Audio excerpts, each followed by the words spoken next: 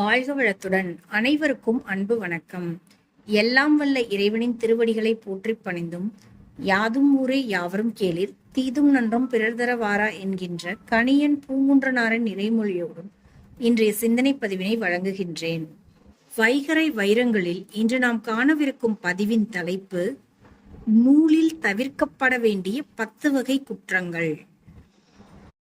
மரம் அறுக்கும் போதும் கட்டிட வேலைகளின் போதும் வளைவு நெளிவுகளை கண்டறிந்து நேர்படுத்துவதற்கு உதவுவது நூல். எனவே நூல் என்றாலே மாசுபட்ட மனதை செம்மைப்படுத்தும் சாதனம் என்று புரிந்து கொள்ள வேண்டும்.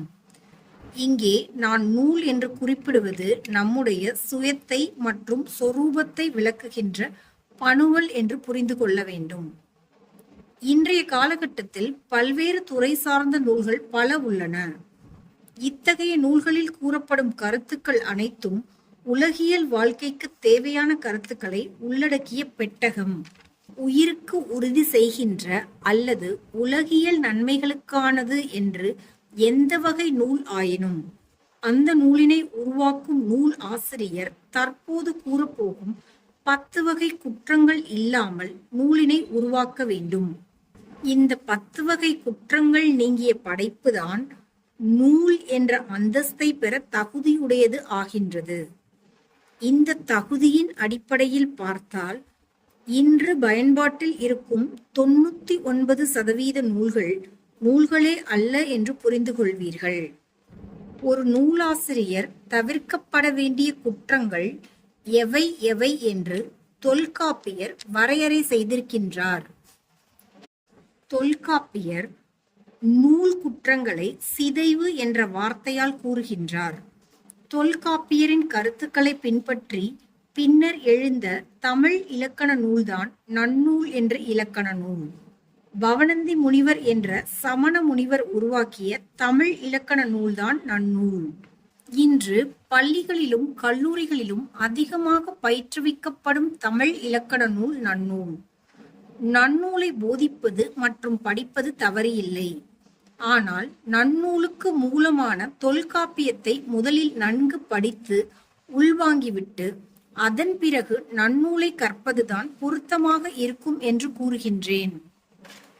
இன்று பள்ளிகளிலும் கல்லூரிகளிலும் தொல்காப்பியம் பயிற்றுவிக்கப்பட வேண்டும் என்ற கருத்தை ஆசான் செந்தமிழன் வலிமையாக வலியுறுத்துகின்றார்.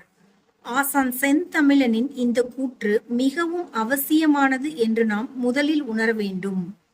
சரி, தற்போது ஒரு நூலில் இடம்பெறக்கூடாத அந்த 10 வகை குற்றங்கள் என்னவென்று முதலில் பார்ப்போம்.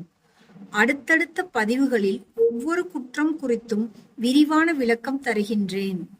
நன்னூல் என்ற தமிழ் இலக்கண நூலின்படி கீழ்வரும் 10 நூல் குற்றங்கள் ஆகும். இவைகளை நூலாசிரியர் தன் நூலில் கையாளக்கூடாது. எது எது நூலிற்கு கூடாதது என்று பார்ப்போம். 1. குன்ற கூறல் கூடாது. 2. மிகைப்பட கூறக்கூடாது. 3. கூறியது கூறல் கூடாது. 4. மாறுகொள கூறல் கூடாது. 5. வலுவு சொல் புணர்தல் கூடாது. 6. மயங்க வைத்தல் கூடாது. 7. வெற்றென தொடுத்தல் கூடாது. 8. மற்றொன்று விரித்தல் கூடாது. 9. சென்று தேய்ந்து இருதல் கூடாது. 10. நின்று பயனிலாமை கூடாது. இந்த 10 வகை குற்றங்கள் ஒரு நூலில் இருக்கக்கூடாது என்று புரிந்து கொள்ள வேண்டும். நூலினை படைக்கும் ஒரு நூலாசிரியர் இதில் கவனம் செலுத்தி குற்றமற்ற வகையில் நூலினை உருவாக்க வேண்டும் என்பது நம் தாய் தமிழ் கூறுகின்ற இலக்கண ஒழுங்கு.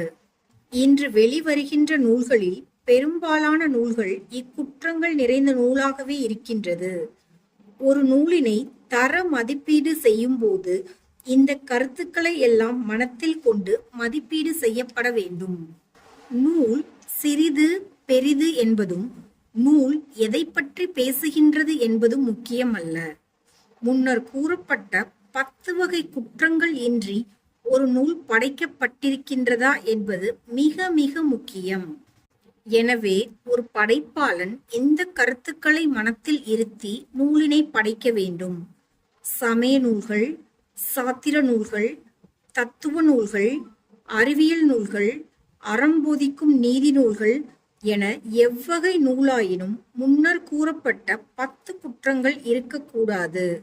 வரும் அடுத்தடுத்த பதிவுகளில் ஒவ்வொரு நூல் குற்றத்தினையும் கூறி அது ஏன் நூலில் தவிர்க்கப்பட வேண்டும் என்ற காரணத்தையும் விளக்குகின்றேன்.